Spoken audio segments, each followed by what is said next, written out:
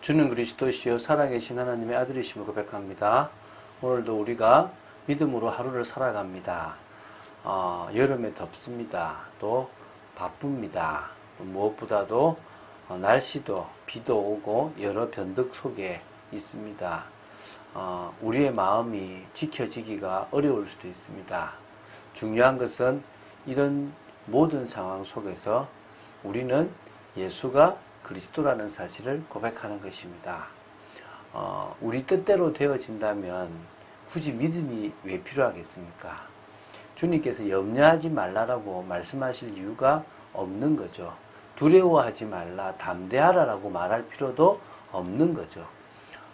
어떤 의미에서 우리가 원하는 뜻대로, 우리가 원하는 방향대로 되어지지 않는 세상입니다.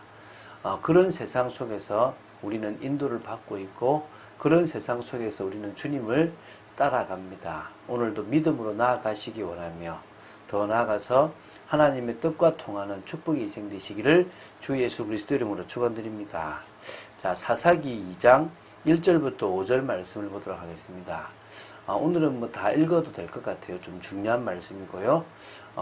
우리가 사사기의 사사들을 보기 전에 하나님이 이스라엘을 향하여 어떤 말씀을 하셨고 어떤 마음을 가지셨는지를 볼 수 있는 시간입니다.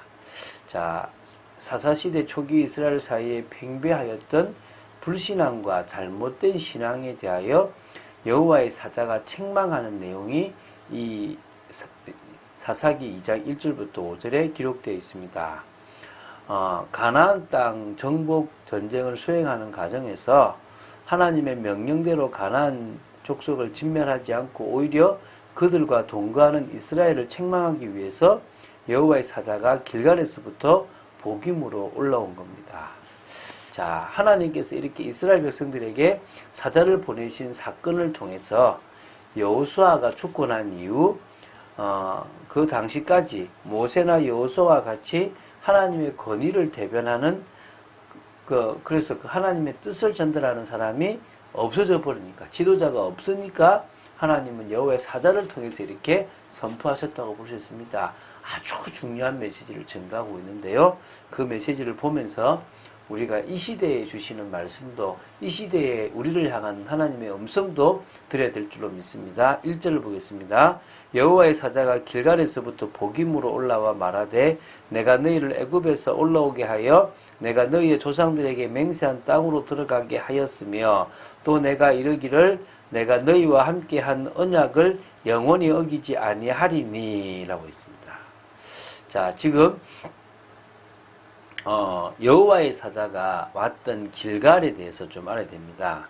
이 길갈은 이스라엘 백성이 여호수아와 함께 가나안에 첫 발을 내디딜 때 처음 언급되었던 지역이 이 길갈입니다.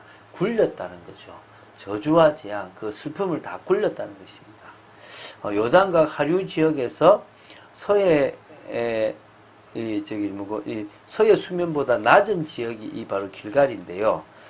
복임이라는 곳은 사실은 거기서 통곡했기 때문에 복임이 됐는데, 어쨌든 그 복임이라는 것은 이보다 높은 지역에 있었던 성읍이었기 때문에 올라갔다라고 하는 말이 맞는 거죠. 자, 여기서 하나님께서 여호와의 사자를 통해서 당신이 하셨던 언약을 지금 상기시키고 있습니다. 뭐라고 하냐면, 하나님은 아브라함과 이삭과 야곱 그리고 이스라엘 조상들에게 하셨던 그 언약대로 가나안 땅을 반드시 주시겠다고 맹세하셨고, 그 땅을 이렇게 주시겠다고 약속하셨습니다. 특히 출애굽을 했던 지도자 모세에게도 거듭 이 땅을 주겠다라고 약속했단 말입니다. 그리고 그 약속 그대로 그 맹세를 지켜서 가나안 땅을 이스라엘 백성에게 주셨습니다.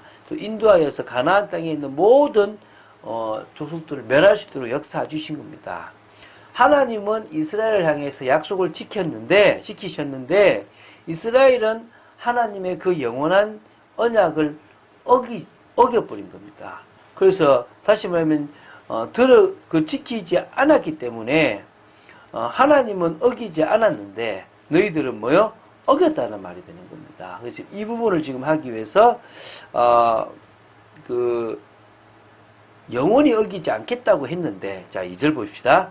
너희는 이 땅의 주민과 언약을 맺지 말며 그들의 제단들을 헐라하였거늘 너희가 내 목소리를 듣지 아니하였으니 어찌하여 그리하였느냐. 분명히 하나님 당신은 언약을 지키셨는데 왜 너희들은 언약을 지키지 않고 이 땅 주민들과 언약을 맺고 약속을 하고 그 제단들을 그대로 두고 그래서 그들과 같이 동거하는 생활을 시작했냐? 왜 나와의 약속을 어겼냐? 얘기입니다. 신명기 7장 2절에서 5절에 보면 하나님은 이 땅의 주민과 언약을 맺지 말라고 분명히 말씀하셨고 그들의 제단을 헐라고 말씀하셨습니다. 모세를 통해서 하신 이 말씀을 지금 와서 다시 상기시키는 것은 이스라엘이 이 약속을 지금 지키지 않았다는 것을 이제 인정하도록 알게 하도록 하는 겁니다. 왜 하지 말라고 했겠습니까? 절대 정말 우리 잊지 말아야 됩니다. 뭐냐? 그들이 섬기는 그 우상이 올무가 돼서 이스라엘로 결국은 멸망하게 만들 것이고 타락하게 만들어서 저주와 재앙 속에 빠지게 할 거기 때문에 하지 말라는 것입니다. 사실 하나님께서는요, 지금까지 너무나 큰 은혜를 베푸셨습니다. 이스라엘은 그런 큰 은혜를 잊고도 하나님의 이 엄한 명령을 저버리고 가나안 거민들과 언약을 맺고 그들을 쫓아 우상 숭배를 서슴지 않고 했습니다. 그래서 하나님은 어찌하여 그리하였느냐 라면서 이렇게 이야기하시는 거죠. 3절을 보겠습니다. 그러므로 내가 또 말하기를 내가 그들을 너희 앞에서 쫓아내지 아니하리니 그들이 너희 옆구리에 가시가 될 것이며 그들의 신들이 너희에게 올무가 되리라 하였노라. 자, 하나님께서 언약을 어긴 이스라엘 백성에게 뭡니까? 벌을 내리시겠다는 겁니다. 그 벌은 더 이상 너희들을 대신해서 싸우지 않겠다. 가나안에 있는 그 사람들을 쫓아내지 않겠다라는 것입니다. 이게 무슨 말이냐면요. 하나님은 가나안 모든 족속의 그 죄악이 너무나 크기 때문에 하나님은 이스라엘을 들어서 그 가나안 족속을 심판하신 것입니다. 그런데 그들을 심판하고자 하는 이스라엘이 심판을 다 하지 않고 놔둬버리고 자신들의 노역으로 삼아 뿌림으로 말미암아 오히려 그 한 사회의 악이 결국은 그 구성원에게 어떤 시기든지 악의 영향을 미치게 되고 같이 있기 때문에 악의 피해자가 되거든요. 그래서 그 악이 가득한 가나안 족속을 살려둠으로 말미암아 그 악이 바로 이스라엘에게 침범하게 되고 결국 그것으로 말미암아 이스라엘은 심한 고통을 받게 될 것이기 때문에 쫓아내라고 했는데 쫓아내지 않은 거예요. 오히려 그래서 뭐가 되느냐면 결국은 우상 숭배를 해서 올무가 덫이 돼서 이스라엘은 아수르와 바벨론에게 멸망하게 될 것이라는 것입니다. 그게 이제 역사가 말하는 거잖아요. 여호와의 사자가 이스라엘 모든 자손에게 이 말씀을 이름해 백성이 소리를 높여 운지라. 그러므로 그곳을 이름하여 복임이라 하고 그들이 거기서 여호와께 제사를 드렸더라. 자, 여호와의 사자로부터 이 말씀을 들은 이스라엘 모든 자손들이 소리를 내어 울었다는 겁니다. 이 복임이란 말이 통곡하는 사람들이란 뜻이에요. 그러니까 크게 소리질러 울었다 이 말이겠죠. 얼마나 컸으면 그렇게 했겠습니까?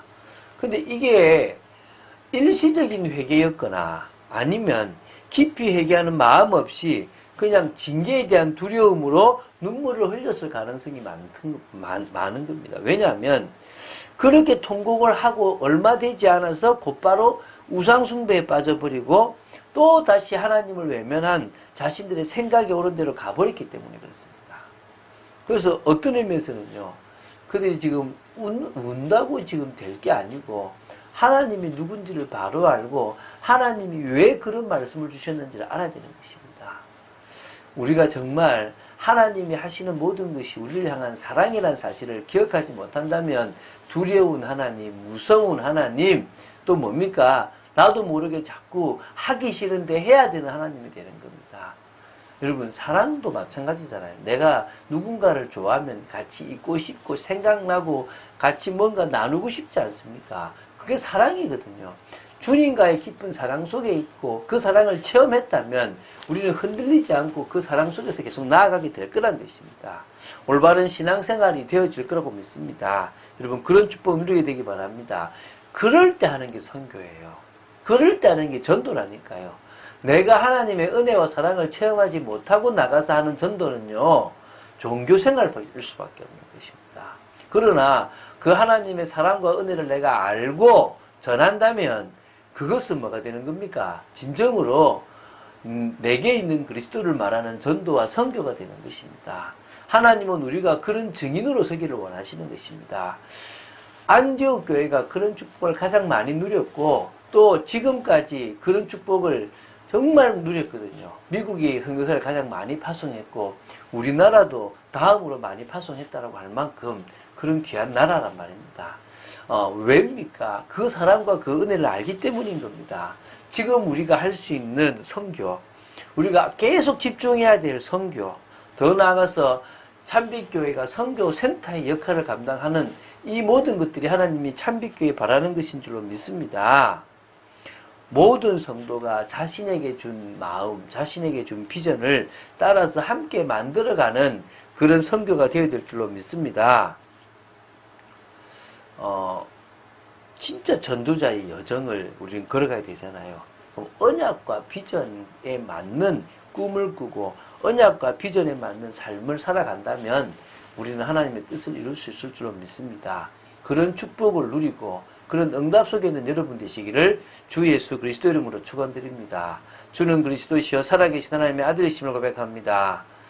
참 하나님께서 이스라엘을 사랑하셨는데 이스라엘은 그 사랑을 모르고 자신들의 육체와 마음에 원하는 것을 해버렸던 어리석음을 범하지 않았습니까?